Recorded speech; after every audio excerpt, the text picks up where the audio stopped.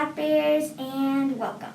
I'm Ellison Mendocino. And I'm Xander Perry. And this is KBBB News Live. Please stand for the American and Texas pledges and remain standing for a moment of silence. I pledge allegiance to the flag of the United States of America and to the republic for which it stands, one nation, under God, indivisible, with liberty and justice for all. Honor the Texas flag. I pledge allegiance to thee, Texas, one state under God, one and indivisible.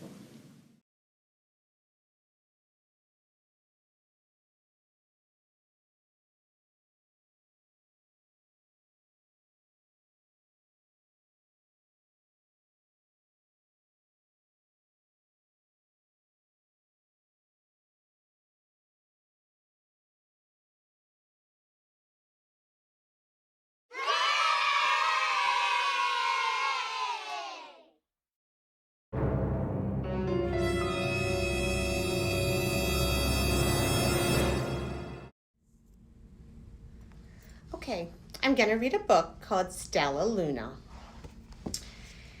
In a warm and sultry forest fair, far, far away, there once lived a mother fruit bat and her new baby.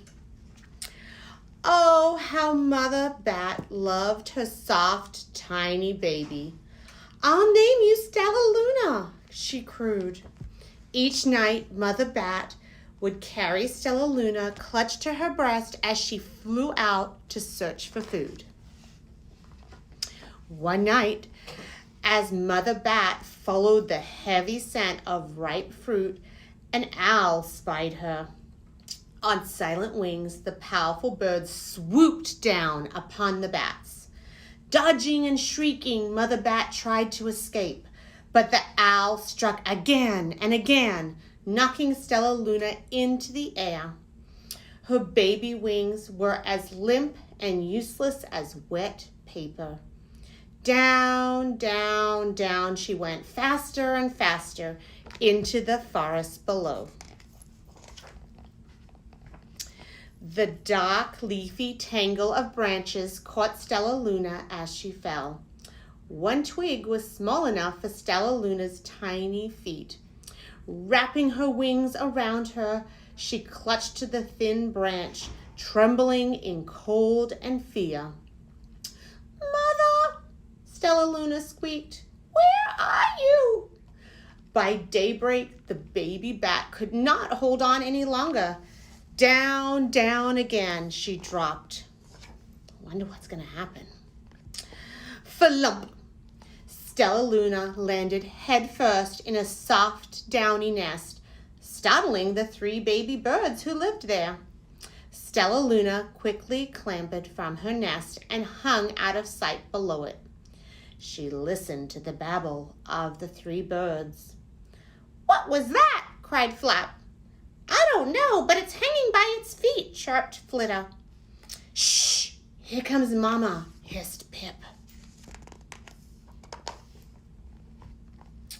Many, many times that day, Mama Bird flew away and would always return with food for her babies. Stella Luna was terribly hungry, but not for the crawly things that Mama Bird brought. Finally, though, the little bat could not bear it any longer. She climbed into the nest, closed her eyes, and opened her mouth. Plop!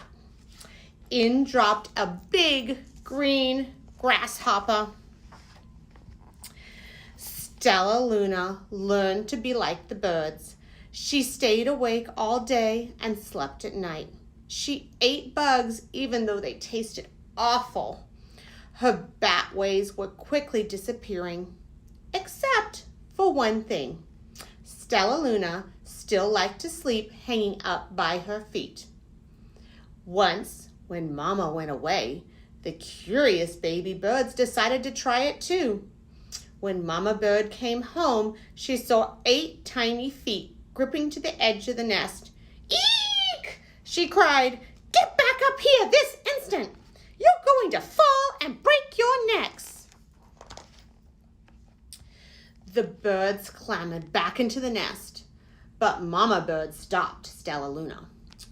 You are teaching my children to do bad things. I will not let you back into this nest unless you promise to obey all the rules of this house. Stella Luna promised. She ate bugs without making faces.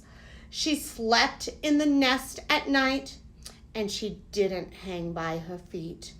Stella Luna behaved as a good bird should.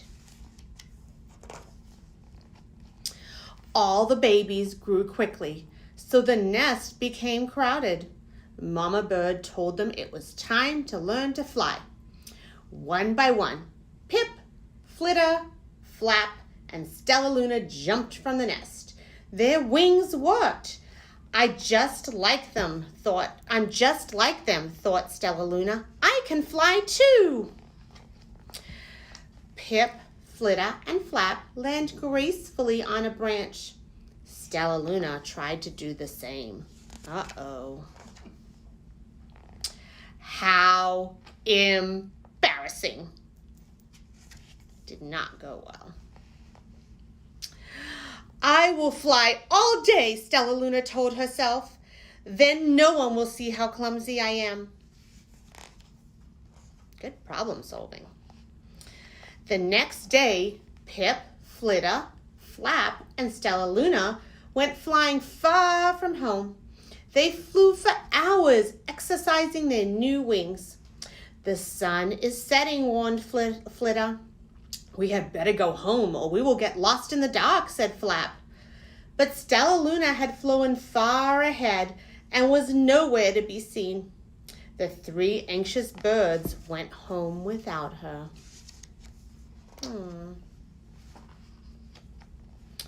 All alone, Stella Luna flew and flew until her wings ached and she dropped into a tree. I promised not to hang by my feet, Stella Luna sighed. So she hung by her thumbs and soon fell asleep. She didn't hear the soft sounds of wings coming near her. Hey, a loud voice said. Why are you hanging upside down? Stella Luna's eyes opened wide. She saw a most peculiar face. I'm not upside down. You are, Stella Luna said. Ah, but you're a bat. Bats hang by their feet. You are hanging by your thumbs. So that makes you upside down, the creature said. I'm a bat. I'm hanging by my feet. That makes me right side up. Stella Luna was confused. Mama Bird told me I was upside down. She said I was wrong. Wrong for a bird, maybe, but not a bat. More bats gathered around to see the strange young bat who behaved like a bird. Stella Luna told them her story. You ate bugs? Stuttered one. You slept at night? Gasped another. How very strange, they all murmured. Wait, let me look at this child. A bat pushed through the crowd. An owl attacked you? She asked. Sniffing Stella Luna's fur, she whispered, You are Stella Luna. You are my baby.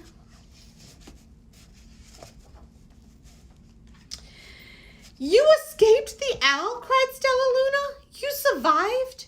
Yes, said Mother Bat as she wrapped her wings around Stella Luna. Come with me and I'll show you where to find the most delicious fruit. You'll never have to eat another bug as long as you live.